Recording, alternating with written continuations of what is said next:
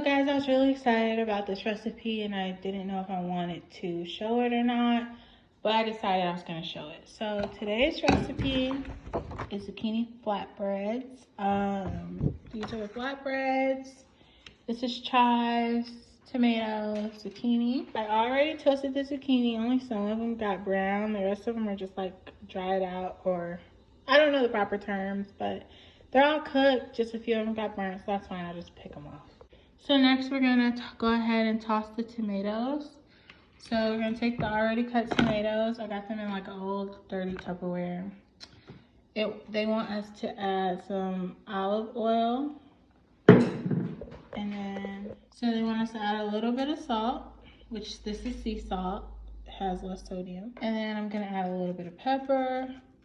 And then we're just gonna give this a good shake. So I just tossed in the flatbreads with the garlic. So now I'm gonna put in the Italian seasoning. So we're gonna put in 1 teaspoon of this, which I'm probably just gonna eyeball it. So this is the tomatoes. Let me come back with the flash. Okay, that looks a little more shiny and tastier. I don't know, but these are the tomatoes after the Italian salt and pepper. So guys, this is what it looks like. So I added cheese on this one. I was like, oh yeah, let me record. So yeah, now I'm about to add the cheese and then bacon. January and February of 1861, we saw. I will say that this is a 10 out of 10. What do you think, babe? So how do you feel about it, babe? All of the flavors blend together very well, even though it's just tomatoes and cucumbers. Zucchini, babe. Yeah.